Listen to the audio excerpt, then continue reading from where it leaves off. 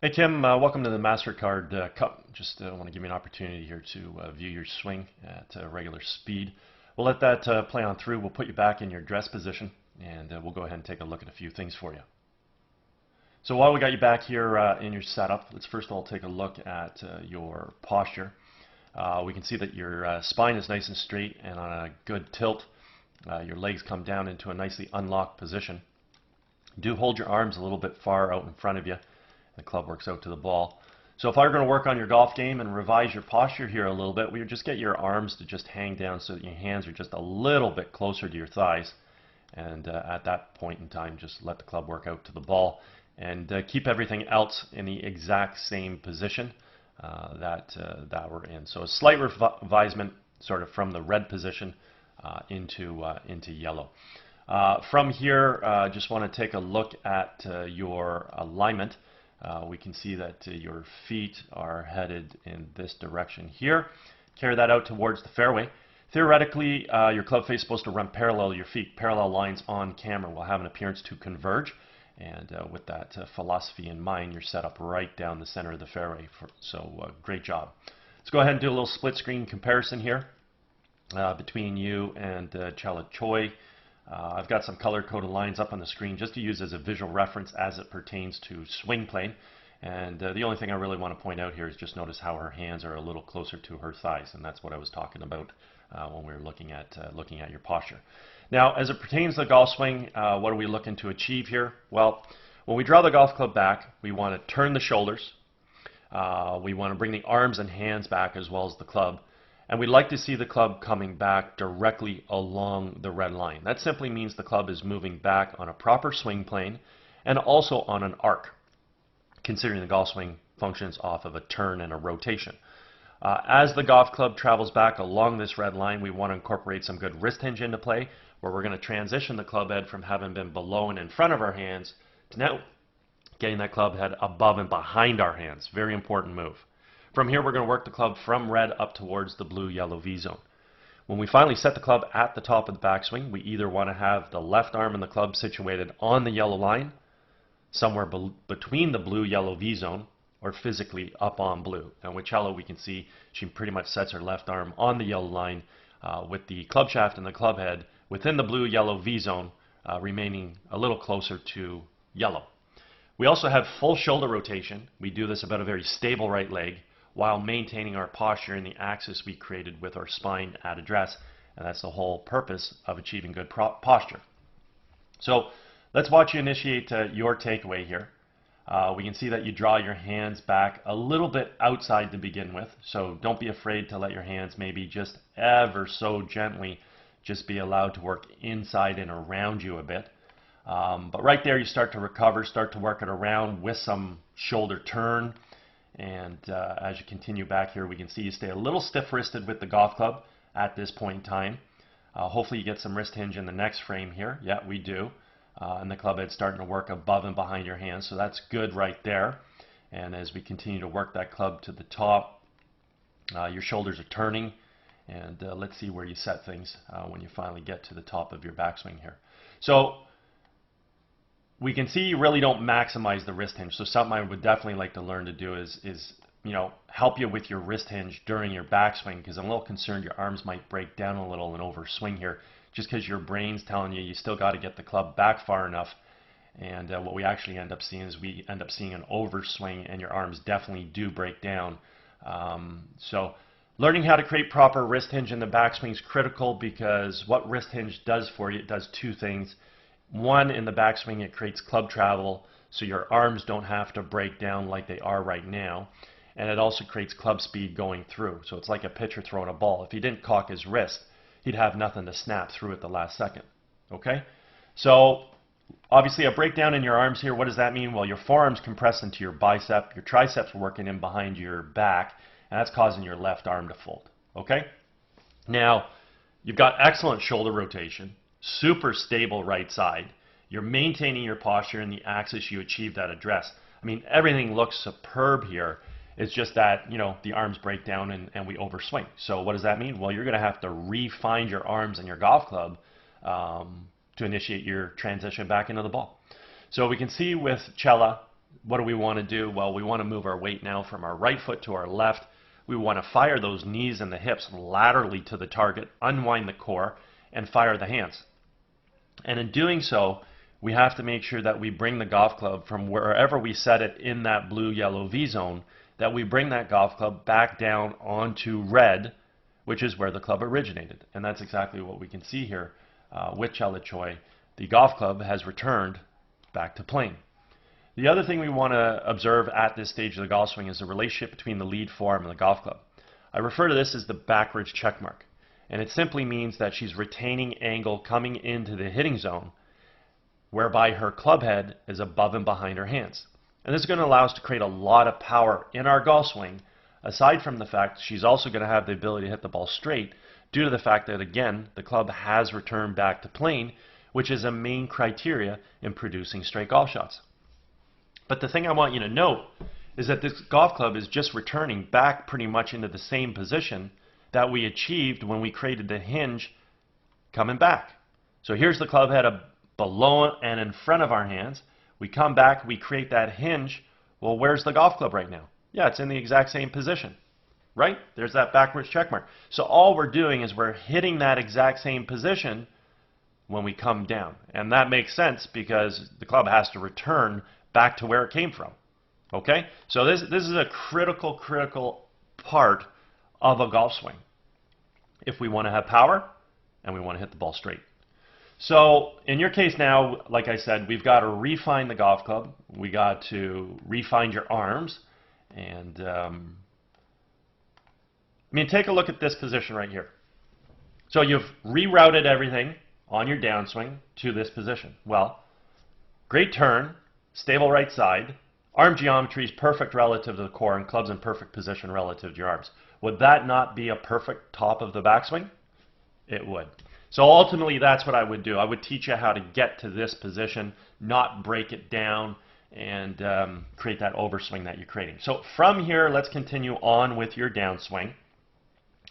And let's see if this golf club returns back to plane. And no, it doesn't. So right here, your hands can start to come over the top, down yellow, out towards blue. So what we're going to see now is we're going to see this club head being pushed out in front of you. And it's going to come in too steep. It's going to come in from over the top, and we're going to attack the ball from out to in. So unfortunately, this golf club is not going to return back to plane, as we can see with Chela Choi right here. Okay? So let's go to the next frame for you, and let's see where the club goes. So there it goes, more out in front. Let me just put lines up here. Let's go to the next frame, more out in front. So if we just connect the dots now, we can have a pretty good visual sense as to just how steep that club was coming into the ball. Okay? So we created an over the top move, the club's coming in steep. Well, that's now going to influence the swing path.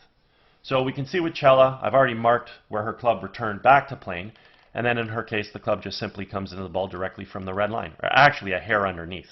Okay? But reality is, if the club comes into the ball from the red line, we're going to hit the ball straight in accordance to our alignment, lastly assuming the club face squares up. Okay?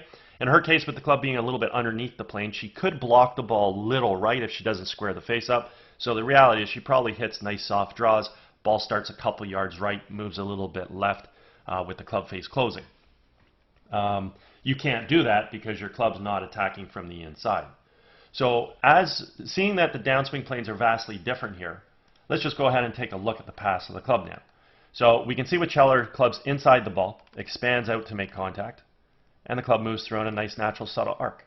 Your club is stuck outside the ball, dropping down and across now to hit the ball.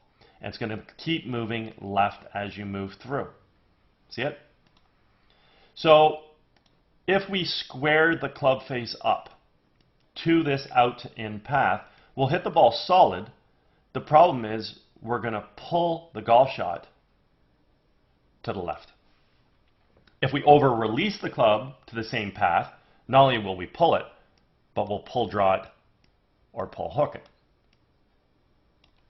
If we leave the club face open to the path, nice thing is we can block the ball a little right of this. Therefore, the face was a little open. We impart a little bit of left to right spin, and there's no issue. We're going to hit this nice, soft little fade. If we leave the club face too open to the path, incredibly, we'll start the ball even further right, even though we're swinging to the left.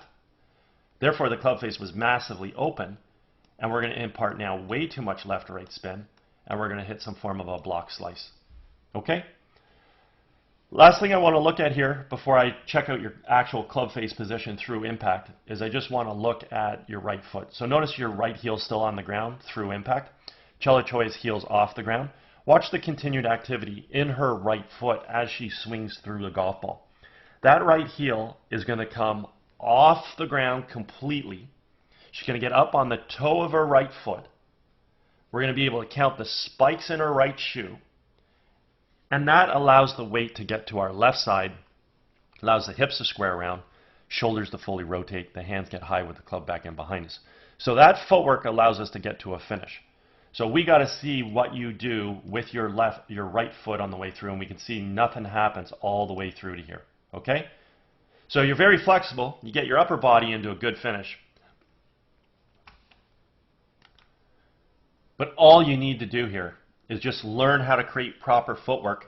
Your finishing position will look aesthetically better. You'll carry more energy through the golf shot. It'll lessen any friction you're putting on your lower back right now, because you are creating this friction because your upper body's firing through to the left, but you're keeping your lower body fixed to the ground. So something's got to take the brunt of that pressure. So that's a pretty simple move. I mean, just, we're at the top of the swing, swing through, bring our right heel off the ground, get up on the toe of the right foot, right? That's a pretty simple motion right there, just to allow us to get through to a better finish, okay? So definitely want to achieve that. At this point in time, we don't need Chela up on the screen anymore. I want to bring you back down to impact. I want to look at your club face now with that out in path. So club face remained open, so therefore we're going to block the ball a little right of where we're swinging.